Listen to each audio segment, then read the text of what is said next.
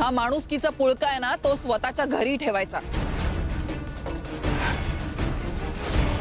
मी फक्त एवढंच म्हणत होते। काय म्हणत होतीस तू? आरोही पारखी, ही पार्टी माझी आहे, हे घर माझं आहे, इथे तेच होणार जे मला हवाय। या कॉन्ट्रॅक्टचे पैसे घेतले नाहीत हा तुमचा लुकआउट झाला, पण पुढचे काही तास मी तुम्हाला विकत घेतलंय। उत्तम चव आहे तिच्या हाताला आणि त्यावरच आपल्या पार्टनरशिपचं भवितव्य अवलंबून आहे। आरोहीच्या हातची ही चव जपली पाहिजे,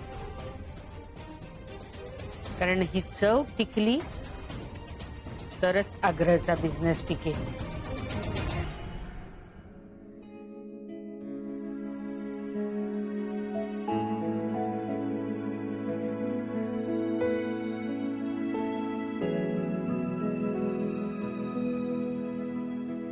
आई अंबाबाई, आजवर मी जेव्हा जेव्हा संकटात सापडले तू कोणत्या ना कोणत्या रूपात येऊन मला सोडवलंस। आता हे सत्य आहे की माझी श्रद्धा मला माहित नाही, पण तुझ्या अस्तित्वाची प्रचिती तू नेहमीच मला करून दिलीस। मग तन्मयची निर्दोष सुटका होण्यासाठी खऱ्या खुन्यापर्यंत पोहोचवणारी ती कोर्टाबाहेरची गजरेवाली असो, नाहीतर मोठी ऑर्डर येणार म्हणून आधीच गाडीभर भाजी सोडून देणारी ती भाजीवाली असो,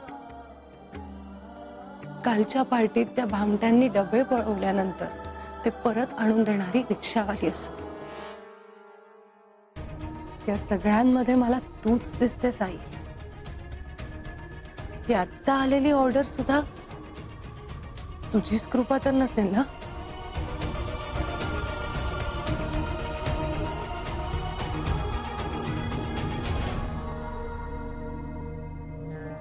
देवी अंबाबाई, तुझी कृपा अशीच आमच्यावर राहू दे। काल जशा त्या मॅडम ऑर्डर घेऊन आल्या तशा अजून ऑर्डर आग्रहला भेटू देत।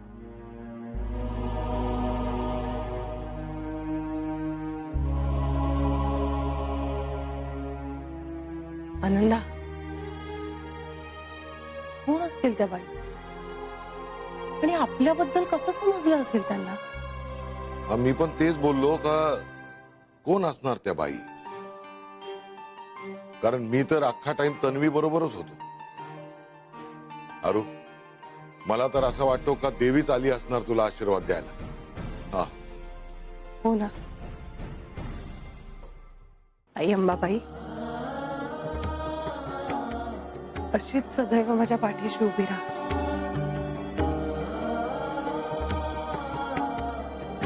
आणि माझ्या आग्रहावर आणि माझ्या माणसांवर अशीच कृपा ठेव।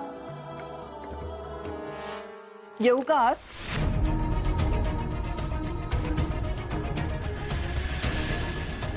हो, या ना। मी अवेळी तर आले नाही ना? नाही नाही, अजिबात नाही।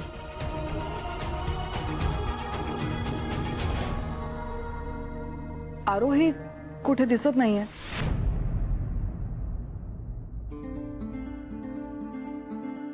हो, आहे न-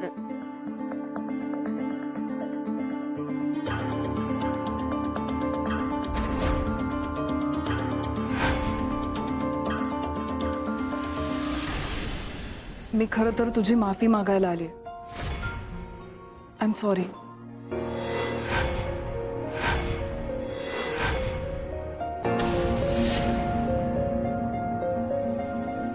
दिस इज फॉर यू। घे ना प्लीज।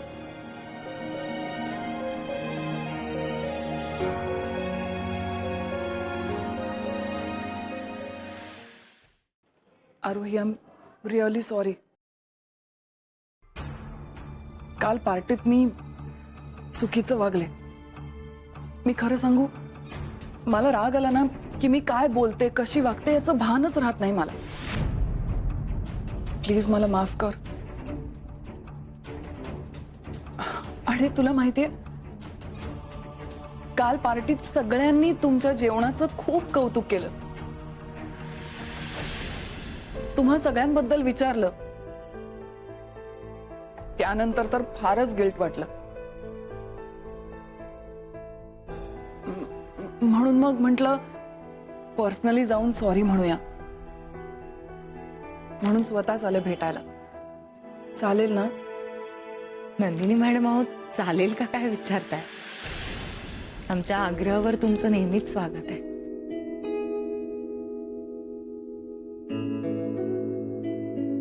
थँक्यू. आणि हो मिस्टर पारखी, हे तुमच्यासाठी. अहो आता प्लीज हे कशासाठी, का आणलत वगैरे विचारू नका. माझे जे खास मित्र असतात ना, त्यांना मला गिफ्ट द्यायला खूप आवडतं. माझी स्टाईल समजा. घ्या ना प्लीज, घ्या ना.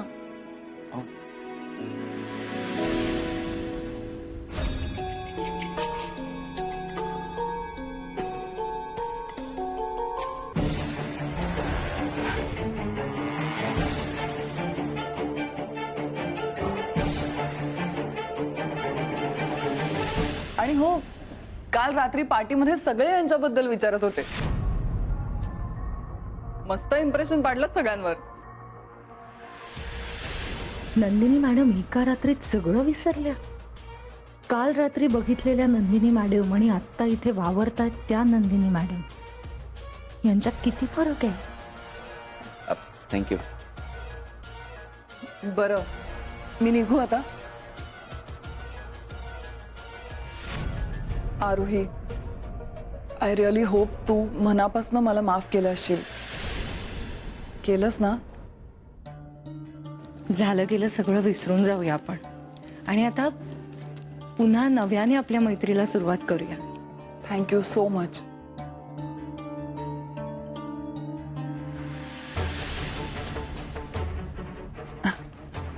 खरंय. अहो, झालं गेलं गंगेला मिळालं, पण आपण त्यातूनही जमेची बाजू बघायची. अहो, एवढ्या वाईटातूनही एक चांगली गोष्ट झालीच की. अहो, तुमच्याकडे त्या आल्या होत्या ना शाळेच्या ट्रस्टी, त्यांना आमच्या आरोहीच्या स्वयंपाकाची चव फारच आवडली.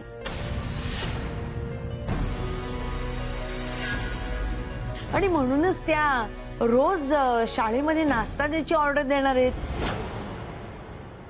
वेणुताई, हं? अहो अजून कशात काय नाही, लगेच तुम्ही दवंडी पिटायला लागलात की. अरे वा, ही तर खूप चांगली बातमी आहे. तुम्हाला सगळ्यांना माझ्याकडून खूप खूप शुभेच्छा या नवीन कॉन्ट्रॅक्टसाठी.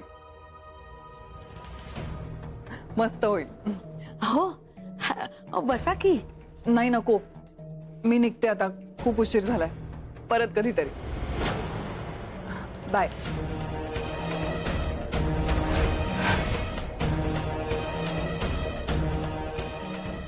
बाय.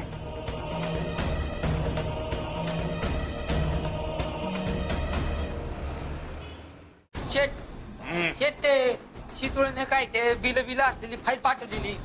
हे बघ, हे आता बिल काय दाखवत जाऊ नको, समजलं ना? मला सांगतो शितोळे कुठे आहे? काय सांगून पण जात नाही शेट. कुठल्या बाईला इन्व्हाइट केलं होतं तुम्ही पार्टीला? कुठल्या तरी शाळेची ट्रस्टी आहे म्हणे. नंदिनी. कोण होती ती बाई जी आपल्या पार्टीत येऊन आपल्याच प्लॅनवर गोळा फिरवून गेली? बाईने? हो. शाळेची ट्रस्टी? मी तर अशा कोणत्याच बाईला बोलवलं नाही. मग कुठून आली ती? अगं पण खरंच मी कोणाला बोलवलं नव्हतं. मलाच कळना झालंय. बरं मला सांग, नक्की झालं काय? त्या बाईने अग्रहला खूप मोठं शाळेचं कॉन्ट्रॅक्ट दिलाय, खूप मोठी ऑर्डर. पप्पा, याचा अर्थ काय कळतोय? त्या आरोहीला स्वतःला सिद्ध करायची आणखीन एक आयती संधी मिळाली. बरोबर. म्हणजे तू म्हणतेस तसं आपला प्लॅन वाया गेला? नाही पप्पा, आपला एक प्लॅन वाया गेला तरी आपण आपले प्रयत्न थांबवायचे नाहीत पप्पा. कारण तन्मय आणि आरोहीला मी सहजासहजी सोडणार नाही.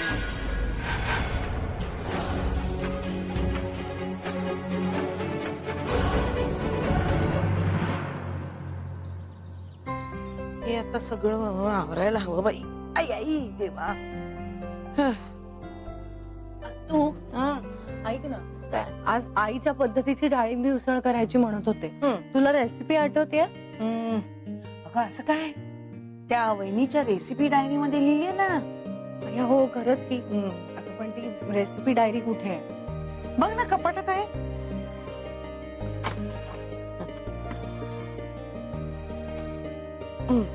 तू इथेच आहे ना ग?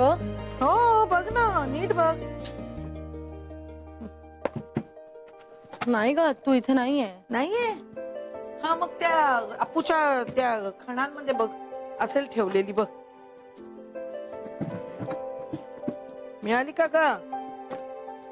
नाही ग, इथे पण नाही दिसत आहे. अगं असं काय करतेस? बघ.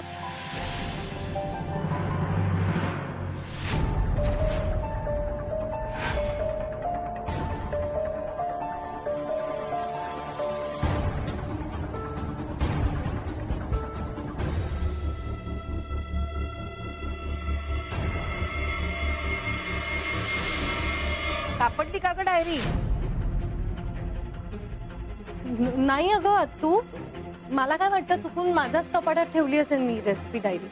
हा हा बघ बघ मी बघते. हा बघ बघ. हो हो आहे माझ्या लक्षात. हो अरे हो कॉलेजला जाते. बाय. थांब बाप्पू.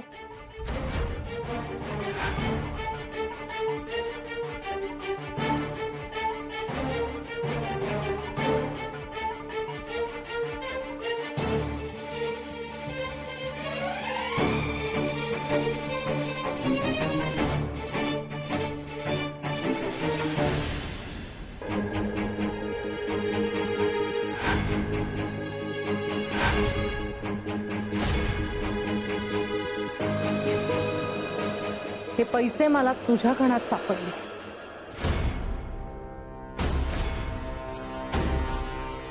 एवढे पैसे तुझ्याकडे कुठून आले?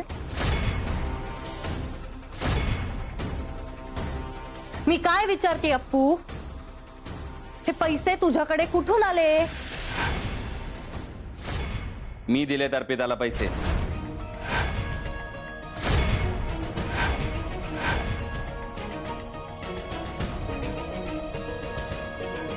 तन्मय, मी अर्पिताला नाही म्हटलेलं असताना तू तिला पैसे का दिलेस? अर्पिता पिकनिकला जाणार नाही हा माझा डिसिजन आहे आणि तो फायनल आहे. माझ्या निर्णयाच्या आड कोणी, अगदी कोणीही आलेलं मला चालणार नाही. अर्पिता जर पिकनिकला गेली तर काय प्रॉब्लेम आहे? तू का विरोध करतेस? तिचं एन्जॉय करण्याचं वय आहे आणि ती तिच्या मैत्रिणींसोबत चालली हे आपल्याला सांगून जाते, मग नकार का देते?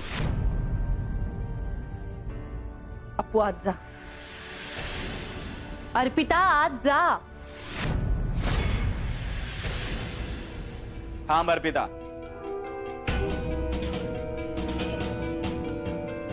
तू कुठेही जायचं नाही.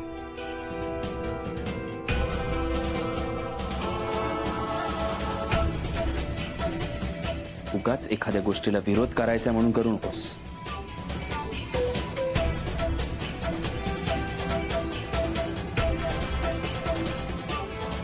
हिने पिकनिकला का नाही जायचं याचं कारण हिला कळायलाच हवं. मी उत्तर द्यायला बांधील नाहीये तन्मय, आणि मी हिची मोठी बहीण आहे. मला वाटतं नकार देण्यासाठी एवढं कारण पुरेसं आहे, नाही का?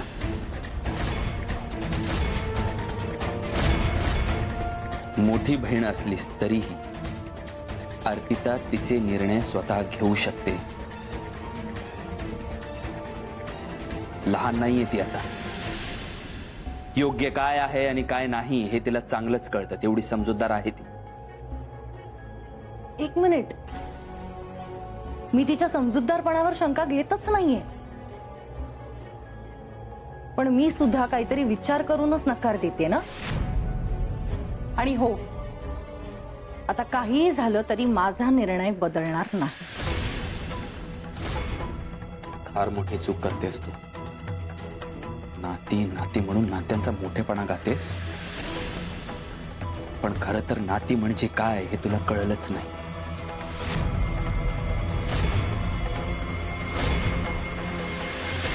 तुझ्या या हट्टी स्वभावामुळे एक दिवस तू सगळी नाती गमावून बसशील. सुरुवात तर तू केलीच आहेस माझ्यापासून.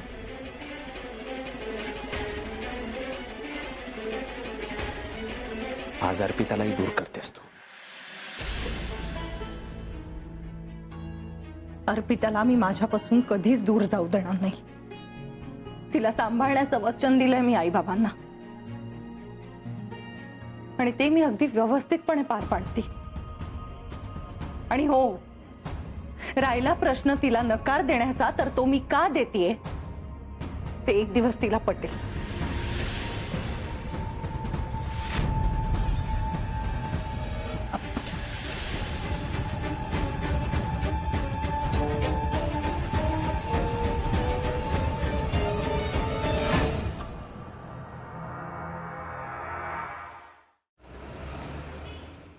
सॉरी.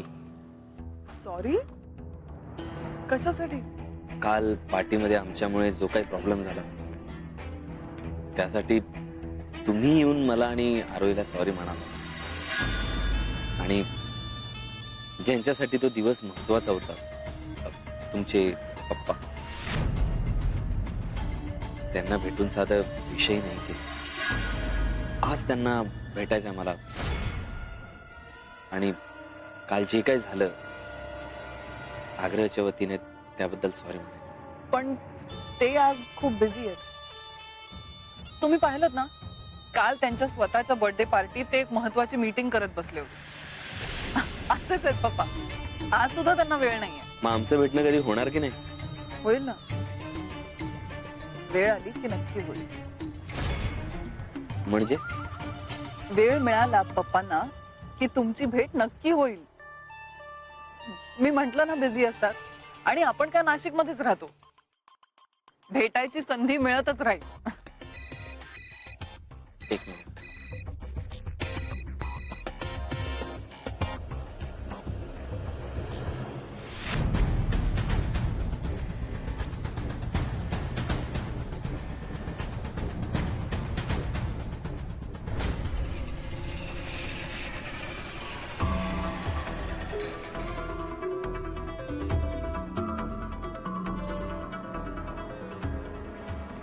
मिस्टर पारखी, काही प्रॉब्लेम? नाही नाही, असं काही नाहीये. एक इश्यू आहे, पण इट्स ओके, मी बघ. मिस्टर पारखी, तुम्ही माझ्यापासून काही लपवताय का? माझ्याबरोबर काही शेअर करायचं नाही? नाही नाही, असं काही नाही. मग तुम्ही सांगत का नाही आहात मला? आपल्यात जे मैत्रीचं नातं आहे ते तुम्ही मानता ना? काय फक्त एकतर्फी आहे? नाही, व्हेरी फ्रँकली, एकतर्फी मैत्री ठेवण्यात मला काही इंटरेस्ट नाहीये. तसं असेल तर मी नाही विचारणार तुम्हाला. मिस्टर पारखी, प्रेम आणि मैत्री हे दोन्ही बाजूनी असायला हवं, तरच त्या नात्याला अर्थ असतो. नाही नाही, तुमचं म्हणणं बरोबर आहे, पण काय मिस्टर पारखी? माझा प्रॉब्लेम माझे आपलेच समजून घेत नाहीये. तुम्हाला सांगून कशाला त्रास देऊ? ओके. मैत्रीत त्रास वगैरे असं काही नसतं. मिस्टर पारखी, आपली ओळख नसताना मी नाही तुमची केस लढले आणि तुम्हाला त्यातून सुखरूप बाहेरही काढलं, आणि आता तर आपली खूप चांगली मैत्री आहे ना? अहो मग बोला ना, प्लीज सांगा, काय प्रॉब्लेम आहे? तुम्हाला माहित असेलच की आग्रह बँकेकडे गहाण होतं.